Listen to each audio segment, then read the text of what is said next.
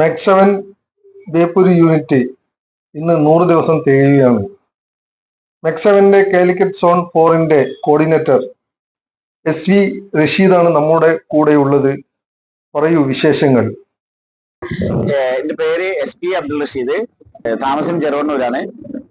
ഭാര്യ 2 മക്കളാണുള്ളത്. മൂത്ത മകള് അവള് സ്പീച്ച് തെറാപ്പിസ്റ്റ് ആണ്. രണ്ടാമത്തെ മകള് എഞ്ചിനീയറിംഗിന് 2ാമത്തെ വർഷം 3rd സെമസ്റ്ററിൽ പഠിക്കുകയാണ്. ഇതാണ് ഇങ്ങനെ ഒരു കുടുംബമായി ചെറുവണ്ണൂരിൽ സന്തോഷപൂർവ്വം ജീവിക്കുന്നു. ഓക്കെ, എനിക്കറിയാനുള്ളത് മാക്സ് 7 എപ്പോൾ തുടങ്ങി, ഇപ്പോഴെങ്ങനെ പോകുന്നു, ഇനി എന്തെല്ലാമാണ് മുമ്പോട്ട് പോകാൻ ഉദ്ദേശിക്കുന്നത് മുതലായവ. ഓക്കെ, വളരെ സന്തോഷകരമായ ഒരു ചോദ്യമാണ്. ആദ്യമായി 2025 ജനുവരി 1-ാം തീയതിയാണല്ലോ ഇന്ന്. എല്ലാവർക്കും എൻ്റെ പുതുവർഷ ആശംസകൾ നേരുകയാണ്. 2024 ജനുവരി മാസം 15-ാം തീയതിയാണ് കോഴിക്കോട് ജില്ലയിൽ ആദ്യത്തെ യൂണിറ്റ് ആയിട്ട് മാക്സ് 7 ആദ്യത്തെ യൂണിറ്റ് ചെറുവണ്ണൂര് വായക്കാലിൽ പറമ്പിൽ എന്ന് പറയുന്ന ഒരു ഗ്രൗണ്ടിലാണ് ആദ്യമായിട്ട് സ്റ്റാർട്ട് ചെയ്യുന്നത്. അന്ന് നമ്മൾ 3 ആളുകളായിരുന്നു ഉണ്ടായിരുന്നത് സ്റ്റാർട്ട് ചെയ്യുന്ന സമയത്ത്. അങ്ങനെ നമ്മൾ കുറച്ച് ആളുകളെ കൂട്ടി സ്റ്റാർട്ട് ചെയ്തു. അങ്ങനെ നമ്മൾ ആദ്യത്തെ പ്രഥമ യൂണിറ്റ് എന്നുള്ളത് നമ്മൾ ലിറ്റിൽ ഫ്ലവർ സ്കൂളിലേക്ക് നമ്മൾ അവിടുന്ന് പറിച്ചു നട്ടു. അവിടെ സൗകര്യക്കുറവ് വന്ന സമയത്ത് അങ്ങനെ ലിറ്റിൽ ഫ്ലവർ സ്കൂളിൽ വളരെ മനോഹരമായി ലേഡീസിനും ജെൻസിനും സംവിധാനത്തോട് കൂടിയിട്ട് മുന്നേറുന്ന സമയത്താണ് കോഴിക്കോട് ജില്ലയിലേക്ക് ഇത് വ്യാപിപ്പിക്കുന്ന ഒരു ചർച്ചയുടെ ഭാഗമായിട്ട് അതിനെ വളർത്തിക്കൊണ്ടുവരുന്നത്.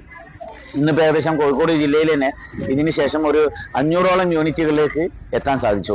അതിൽ നമ്മൾ കോഴിക്കോട് സോൺ 4 കീഴിൽ ലേഡീസ് യൂണിറ്റും ജെൻസിന്റെ യൂണിറ്റുമായിട്ട് വിവിധ സ്ഥലങ്ങളിൽ ബേപ്പൂർ മണ്ഡലം, കോഴിക്കോട് സൗത്ത്, കോഴിക്കോട് നോർത്ത്, അങ്ങനെ 3 നിയോജക മണ്ഡലങ്ങളിലാണ് കോഴിക്കോട് സോൺ 4 പ്രവർത്തന പരിധി വരുന്നത്. അതിൽ തന്നെ ഏകദേശം ഒരു 80ഓളം യൂണിറ്റുകൾ, ലേഡീസ് യൂണിറ്റ് അടക്കം 80ഓളം യൂണിറ്റുകൾ ഇന്ന് ആയി കഴിഞ്ഞു. ഇതാണ് ഇതുവരെയുള്ള ഒരു കഴിഞ്ഞ ഒരു വർഷക്കാലമായിട്ടുള്ള, വർഷം ആയിട്ടില്ല, ഈ ജനുവരി മാസം 15 വന്നു കഴിഞ്ഞാൽ ഒരു വർഷം പൂർത്തിയാവുന്ന അവസ്ഥയാണ്. ഓക്കെ, താങ്കൾക്ക് ഇപ്പോൾ വലിയൊരു അംഗീകാരം ലഭിച്ചിരിക്കുകയാണ്. ഞങ്ങൾക്ക് അറിയാനുള്ളത് ഈ അച്ചീവ്മെന്റിനെ പറ്റിയാണ്. ഇന്നാണല്ലോ താങ്കൾക്ക് ഈ അവാർഡ് കിട്ടുന്നത്, ഒന്ന് വിശദമായി പറയുമോ? അതെ, ഇന്ന് പിന്നെ കോഴിക്കോട് വെച്ചിട്ടാണ് സെൽമക് എഞ്ചിനീയറിംഗ് എന്ന് പറയുന്ന ഒരു എൻ്റെ വളരെ കരുവന്തിരുത്തി സ്വദേശിയാണ് അസീസാജി എന്ന് പറയുന്ന അദ്ദേഹം. കരുവന്തിരുത്തി സ്വദേശി 30ഓളം വർഷങ്ങളുമായിട്ട് എന്നുമായിട്ട് വ്യക്തിപരമായ അടുപ്പവും ബന്ധവുമുള്ള അദ്ദേഹമാണ്. അദ്ദേഹം ഇങ്ങനെ ഒരു ആശയം, ഒരു ആവശ്യം ഉന്നയിച്ചപ്പം ഞാൻ അത് പിന്നെ അദ്ദേഹത്തിന്റെ ഒരു പ്രത്യേക താല്പര്യപൂർവ്വം അത് അങ്ങനെ സ്വീകരിക്കുന്ന ഒരു അവസ്ഥയായി. കാരണം ഈ അവാർഡുകൾ അല്ലെങ്കിൽ അംഗീകാരം എന്ന് പറയുന്നത് അത് നമ്മളുടെ ഒരു മുഖ്യ സബ്ജക്റ്റ് അല്ല. നമ്മളെ സംബന്ധിച്ചിടത്തോളം നമ്മളുടെ പ്രവർത്തനവുമായിട്ട് വളരെ ആത്മാർത്ഥമായിട്ട് ആളുകൾക്കുള്ള സേവനവുമായിട്ട് മുന്നോട്ട് പോവുക. അത് എൻ്റെ കോളേജ് ജീവിതം തൊട്ട് തന്നെ, അല്ലെങ്കിൽ കരുവന്തിരുത്തിയിലായിരുന്നു ഞാൻ ജനിച്ചതും വളർന്നൊക്കെ.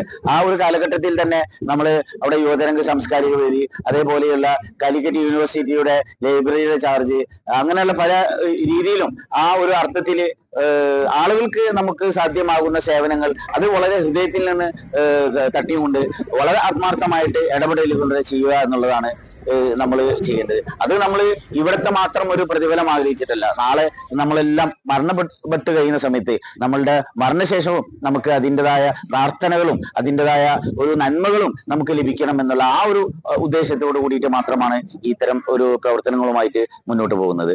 അതുകൊണ്ട് തന്നെ തീർച്ചയായിട്ടും ഇങ്ങനെ ഒരു അവസരം വന്നപ്പോൾ അത് സന്തോഷപൂർവ്വം സ്വീകരിച്ചു.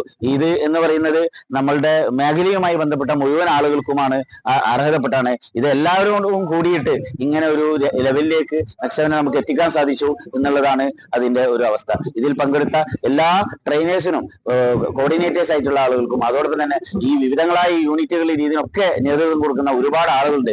ഇവരുടെ ഒക്കെ തന്നെ വളരെ ആത്മാർത്ഥമായ കൂട്ടായ സംയുക്തമായ ഒരു പരിശ്രമത്തിന്റെ ഫലമാണ് ഈ അച്ചീവ്മെന്റ് നേടാൻ സാധിച്ചത്. അല്ലാണ്ട് ഒരിക്കലും എന്റേതായ ഒരു വ്യക്തിപരമായ കഴിവ് കൊണ്ടോ താല്പര്യം കൊണ്ടോ അല്ല. ഇത് നമ്മളെല്ലാം ഒന്നാണെന്നുള്ള ഒരു മനുഷ്യ കൂട്ടായ്മയുടെ ഭാഗമായിട്ട് നമുക്ക് അച്ചീവ് ചെയ്യാൻ സാധിച്ച ഒരു സംഭവമായിട്ടാണ് ഞാൻ അതിനെ കാണുന്നത്.